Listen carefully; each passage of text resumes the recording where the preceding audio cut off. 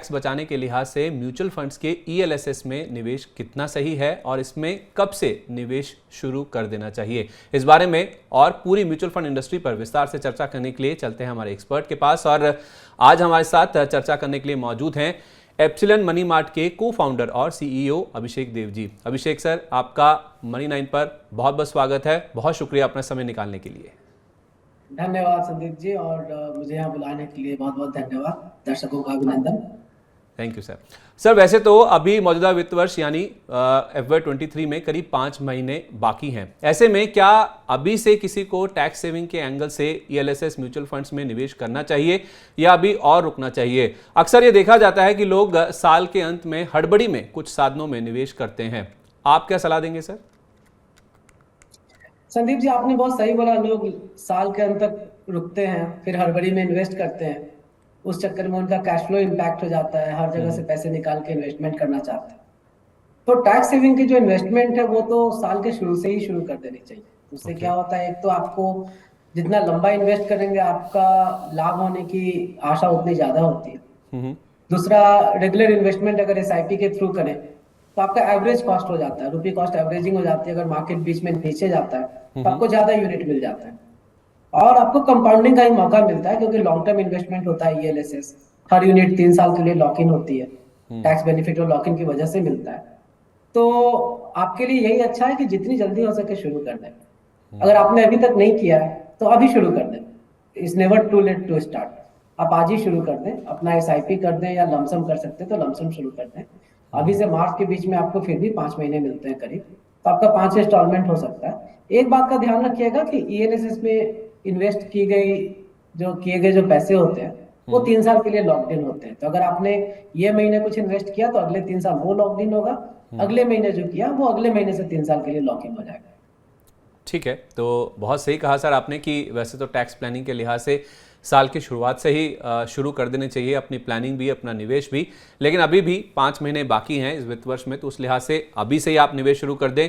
भले ही आप SIP के जरिए करें, भले ही आप लमसम अमाउंट आपके पास है उसके जरिए करिए, लेकिन ध्यान रहे जब आप ELSS में निवेश करते हैं तो अभिषेक सर हमें एक बहुत ही अच्छी बात ये बता रहे हैं कि आपको इस चीज़ का ध्यान रखना है कि आपका पैसा जो है वो 3 साल के लिए लॉक इन हो जाएगा। तो उस लिहाज से ही अपना जो निवेश है उसको आप प्लान करके चले।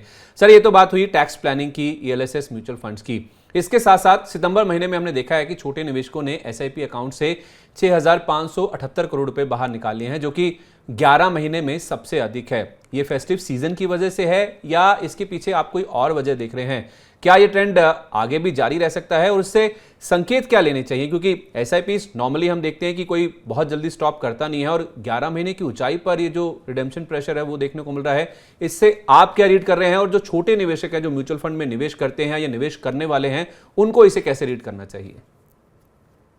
देखिए संदीप जी, 2 बातें हैं। एक है पैसे की जरूरत की वजह से जो पैसे निकाले जाते हैं, तो अगर फेस्टिव सीजन है, खर्चों की जरूरत है, उसके लिए लोग कुछ पैसे निकाल रहे हैं तो समझ सकते हैं। कोई भी इन्वेस्टमेंट किसी मुद्दे से किया जाता है, अगर वो पर्पस सामने आ गया हो तो आपको पैसे निकालने चाहिए, उसमें कुछ गलत नहीं।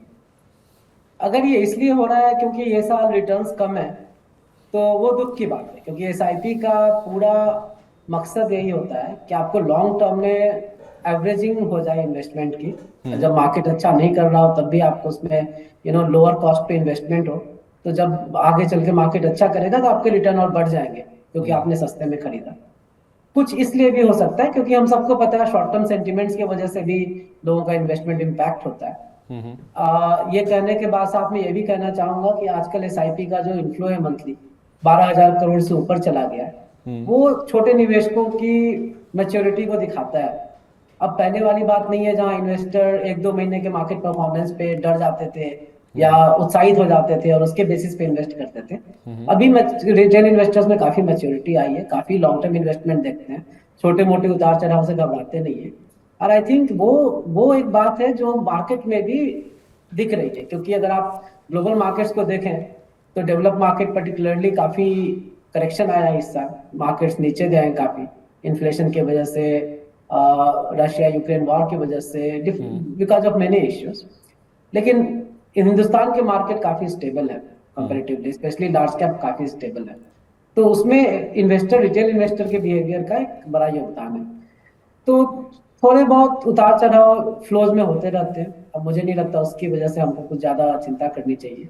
हम जो मार्केट में देखते हैं, लोगों से मिलते हैं, काफी लोगों से बात होती है, तो मुझे तो काफी मैच्योरिटी दिखती है रिटेल इन्वेस्टर में।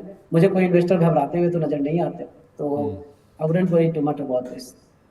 ठीक है, तो रिटेल निवेशकों में किसी भी तरह के घबराहट के कोई भी संकेत नहीं है, जिस तरह से हमें अभिषेक सर बता रहे हैं। और ये जो रिडेम्पशन की बात हो रही है, जो एसआईपी से पैसा निकाला जा भी रहा है, उससे कोई ऐसे चिंता करने वाली बात नहीं है। अभिषेक सर हमें यही कह रहे हैं कि इनफैक्ट जब भी बाजार गिरे, अगर रिटर्न्स कम होते भी हैं तो उसे बाजार से पैसा निकालने के तौर पे नहीं देखना चाहिए, या म्यूचुअल फंड से पैसा निकालने के तौर पे नहीं देखना चाहिए, बल्कि और आपको पैसा निवेश करने के बारे में सोचना चाहिए, क्योंकि उससे आपकी रुपी कॉस्ट एवरेजिंग होती है। और हर महीने एसआईपी के जरिए करीब 12,000 करोड़ रुपए के आसपास का निवेश मार्केट में आ रहा है। तो वो अपने आप में देखा जाए, एक तो जो रिटेल निवेशक हैं, जो छोटे निवेशक हैं, उनकी मैच्योरिटी का सिग्नल है, और कहीं ना कहीं भारतीय बाजारों की स्टेबिलिटी का भी कहीं ना कहीं अंदाजा बताता है। जो पहले हम देखते थे कि मार्केट जब भी थोड़ा बहुत ऊपर नीचे होता था तो काफ़ी ज़्यादा उससे जो डिसीजंस थे वो कहीं ना कहीं इंपैक्ट होते हुए दिखते थे। अब ऐसा नहीं हो रहा है। रिटेल निवेशकों की जो भागीदारी है वो बड़ी है, साथ ही साथ उनमें मैच्योरिटी भी आई है, तो वो काफ़ी अच्छा एक संकेत है जहाँ तक भारतीय बाजारों की बात है। लेकिन सर, बाजार में उतार चढ़ाव के मौजूदा माहौल को देखते हुए आप किस तरह के इक्विटी फंड्स में निवेश की सलाह देंगे, अगर कोई डायरेक्ट निवेश करना चाहता है तो? देखिए संदीप जी, 1979 से अभी तक करीब 43 साल हो गए हैं बाजार को। कोई ऐसा साल नहीं हुआ जब उतार चढ़ाव नहीं हुआ। कुछ सालों में ज्यादा होता है, कुछ सालों में कम होता है। तो अगर आप सिर्फ बीएसई सेंसेक्स को देखिए तो ये 43 साल में बीएसई सेंसेक्स 100 से 58,000 चला गया, 58,000 चला गया, 580 गुना रिटर्न आया। तो आप और लॉन्ग टर्म में अगर आप देखें तो लॉजिकली जो स्मॉल कैप होते हैं, मिड कैप होते हैं, उसमें ज्यादा रिटर्न आता है ओवरऑल। क्योंकि जब छोटी कंपनी बड़ी होती है तो उसमें मल्टी बैगर मल्टीप्लीकेशन के चांस ज्यादा होते हैं। जो ज्यादा बड़ी कंपनी होती है वो ज्यादा स्टेबल होते हैं, फ्लक्चुएशन कम होता है, बट रिटर्न भी उसके हिसाब से ही आता है। तो एक नॉर्मल पोर्टफोलियो जो होता है उसमें तीनों में एलोकेशन होना चाहिए। अगर रिस्क एपेटाइट आपका कम है, आप ज्यादा उतार चढ़ाव नहीं देखना चाहते, तो आप ज्यादा लार्ज कैप में ही इन्वेस्ट करें। अगर आपने थोड़ा रिस्क एपेटाइट है, थोड़ा आप लंबा समय के लिए इन्वेस्ट कर सकते हैं, उतार चढ़ाव को मैनेज कर सकते हैं, तो मिड कैप और स्मॉल कैप में भी थोड़ा एलोकेशन करें।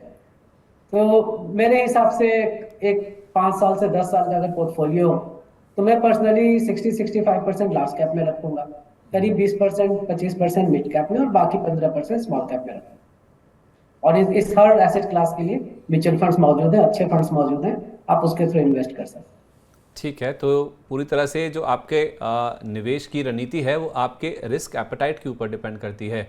अगर आप थोड़ा लंबा रुक सकते हैं और थोड़ा सा जोखिम ले सकते हैं, ज़्यादा रिटर्न चाहते हैं, तो आप मिड कैप स्मॉल कैप में निवेश कर सकते हैं। अगर आपको स्टेबिलिटी चाहिए, ज़्यादा रिस्क आप नहीं ले सकते हैं, तो लार्ज कैप जो कि ज़्यादा स्टेबल रहते हैं, आप वहाँ पे निवेश कर सकते हैं। और आपको एक प्रोपोर्शन यानी कि रेशो भी बताया गया है कि अगर आप बाजार में निवेश करना चाहते हैं तो किस प्रोपोर्शन में आप लार्ज कैप, मिड कैप्स और स्मॉल कैप में पैसा लगा सकते हैं। और आपके पास म्यूचुअल फंड्स का विकल्प तो मौजूद ही है। एक्सपर्ट की सलाह से आप अच्छे लंबे समय के लिए अच्छे रिटर्न के लिए भी निवेश करके चल सकते हैं। अच्छा सर, ये तो बात हुई भारत की। ग्लोबल लेवल पर कई तरह की समस्याएं चल रही हैं, रुपया काफ़ी कमज़ोर हो चुका है। ऐसे माहौल में निवेशकों के लिए किसी इंटरनेशनल म्यूचुअल फंड या इंटरनेशनल शेयरों में निवेश करने वाले फंड ऑफ फंड्स में निवेश करना सही होगा? क्योंकि हाल फिलहाल ही हमने देखा है कि मेटा के रिजल्ट्स आए थे, शेयर 25% गिर गया था। अमेजॉन के रिजल्ट्स के बाद शेयर में 13% की गिरावट आई। एप्पल के रिकॉर्ड लेवल्स पे रिजल्ट आए थे, उसके बावजूद भी शेयर में 3% के आसपास की गिरावट आई है। तो हम सीधे तो निवेश नहीं कर सकते हैं ऐसे जो ग्लोबल अच्छे शेयर हैं उनमें, लेकिन अगर ऐसी कोई गिरावट आती है तो क्या जो इंटरनेशनल शेयरों में निवेश करने वाले फंड ऑफ फंड्स या तो फिर कोई विदेशी जो इंटरनेशनल म्यूचुअल फंड्स होते हैं उनमें निवेश करने की आप राय देंगे? अगर हाँ, तो फिर कितना हिस्सा आपके पोर्टफोलियो का इन इंटरनेशनल फंड्स में होना चाहिए? बहुत अच्छा सवाल पूछा आपने संदीप जी। और मेरा एक पर्सनल अनुभव रहा है इसमें, क्योंकि 5 साल मैंने सिंगापुर में काम किया है एसेट मैनेजमेंट कंपनी में। मैं पूरा साउथ ईस्ट एशिया कवर कर रहा था। ओके। और मैंने देखा कि वो सारे मार्केट जो काफी छोटे मार्केट हैं इंडिया के मुताबिक, उसमें भी एवरेज इन्वेस्टर का जो इन्वेस्टमेंट होता है कम से कम 20% अपने होम कंट्री के बाहर होता है। ओके। और उसका कारण क्या है कि जो डाइवर्सिफिकेशन का कॉन्सेप्ट है, वो डाइवर्सिफिकेशन का कॉन्सेप्ट सिर्फ होम कंट्री के लिए नहीं होता है, प्रॉपर पोर्टफोलियो के लेवल पर डाइवर्सिफिकेशन देखना चाहिए। तो आपके पास इन्फोसिस और विप्रो में इन्वेस्टमेंट होना चाहिए, और आपके पास अमेजॉन और माइक्रोसॉफ्ट में भी इन्वेस्टमेंट होना चाहिए। वो भी अच्छी कंपनीज हैं, ग्लोबल प्रेजेंस है उनका, इंडिया में भी बिजनेस कर रही है, ऐसा नहीं कि हमारे लिए वो कंपनी एलियन है, राइट। तो अब इनमें आप कैसे इन्वेस्ट करें वो एक बड़ा सवाल है। तो एक जो एसेट एलोकेशन होता है, आपका जो भी एडवाइजर हो, डिस्ट्रीब्यूटर हो, वो आपका एसेट एलोकेशन सबसे इंपॉर्टेंट डिसीजन होता है। तो आपके एसेट एलोकेशन में कुछ एलोकेशन जैसे आपका यूएस इक्विटी में हो, या फिर एक यूरोप इक्विटी में हो, एशिया इक्विटी में हो, तो उस एलोकेशन को आप कैसे उसमें इन्वेस्ट करें, इसके लिए इंडिया के म्यूचुअल फंड्स ने काफी फीडर फंड लॉन्च किए जो ग्लोबल म्यूचुअल फंड में इन्वेस्ट करते हैं। मैं आपको एक एग्जांपल देता हूँ। एक फ्रैंकलिन टेम्पल्टन का US opportunities fund. Franklin Templeton एक ग्लोबल म्यूचुअल फंड है, यूएस बेस्ड म्यूचुअल फंड है, उनको यूएस मार्केट अच्छा समझ में आता है। तो उनका एक यूएस अपॉर्चुनिटीज फंड है जो कि एक ग्लोबल फंड है जो यूएस मार्केट में इन्वेस्ट करता है। उसमें Indian Franklin Templeton mutual fund ने फीडर लॉन्च किया, आप उसके थ्रू इन्वेस्ट कर सकते हैं। एक जेपी मॉर्गन का यूएस इक्विटी फंड है जिसमें मेरे ख्याल से एडलवाइस ने एक फीडर लॉन्च किया है।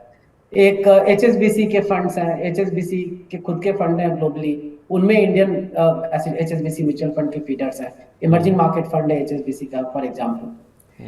तो कहने का मतलब ये है कि बहुत आसानी के साथ आप ग्लोबल शेयरों में इंडियन म्यूचुअल फंड के थ्रू इन्वेस्ट कर सकते हैं। ये म्यूचुअल फंड जो या तो डायरेक्टली जैसे Parag Parikh flexi cap equity fund वो डायरेक्टली इन्वेस्ट करते हैं यूएस टेक्नोलॉजी शेयर्स में और बाकी शेयर्स में, और लोकल शेयर्स में भी करते हैं। तो आप वैसे फंड्स के थ्रू भी कर सकते हो, फीडर फंड के थ्रू भी कर सकते हैं। एक दूसरा रास्ता ये है कि आप डायरेक्ट इन्वेस्टमेंट भी कर सकते हैं, क्योंकि आरबीआई ने जो लिबरलाइज्ड स्कीम है उसके तहत डायरेक्ट इन्वेस्टमेंट भी अलाउ किया है। तो आप डायरेक्टली भी अपना अकाउंट बाहर खोल के उसमें इन्वेस्ट कर सकते हैं। ओके, ठीक है। तो दो रास्ते हैं जिसके ज़रिए आप ग्लोबल शेयरों में निवेश कर सकते हैं।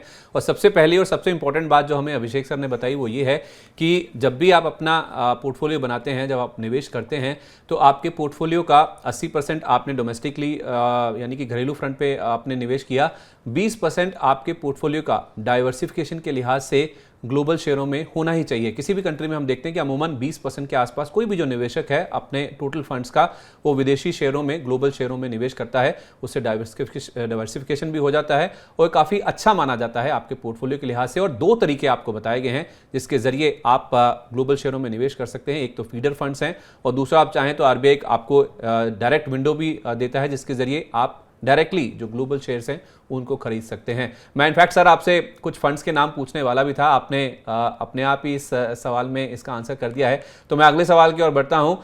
सर, ऐसी खबरें आ रही हैं कि दिसंबर में भारत बॉन्ड ईटीएफ की जो एक नई खेप है वो जारी की जा सकती है। आपके हिसाब से इस फंड में निवेश करना कितना सही है? इसमें किस तरह के निवेशकों को पैसा लगाना चाहिए? थोड़ा डिटेल में बताइए सर प्लीज। देखिए, भारत बॉन्ड ईटीएफ जो है ये बहुत ही अच्छा इन्वेस्टमेंट है, काफी सेफ एंड सिक्योर है, गवर्नमेंट की बैकिंग है इसको। इसमें high quality triple rated PSUs के बॉन्ड्स में पैसा लगता है। अभी इंटरेस्ट रेट ऊपर जा रहे हैं, तो जब इंटरेस्ट रेट ऊपर जा रहे होते हैं तो जो बाकी डेट फंड होते हैं जो लंबी ड्यूरेशन के होते हैं उसका एनएवी कुछ समय के लिए नीचे आ जाता है, उसमें लॉस होने के चांसेस टेम्पररी है लेकिन वो होता है। ये जो भारत बॉन्ड जैसे फंड है या फिक्स मैच्योरिटी प्लान्स है वो एक समय अवधि के लिए आपके इन्वेस्टमेंट को लॉक कर देते हैं। उसमें आपको बढ़ते हुए इंटरेस्ट रेट का, अगर आप मैच्योरिटी तक होल्ड करें तो आपको बढ़ते हुए इंटरेस्ट रेट की वजह से नुकसान नहीं होगा।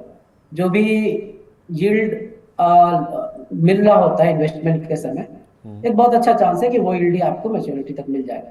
तो डेट इन्वेस्टमेंट के लिए मेरे हिसाब से भारत बॉन्ड ईटीएफ एक बहुत अच्छा उपाय है।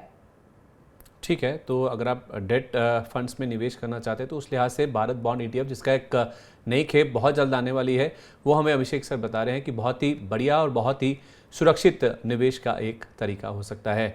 चलिए, ये तो थी हमारी म्यूचुअल फंड्स पर और ख़ास तौर पर टैक्स सेविंग के लिहाज से ईएलएसएस म्यूचुअल फंड्स के बारे में हमारी खास चर्चा।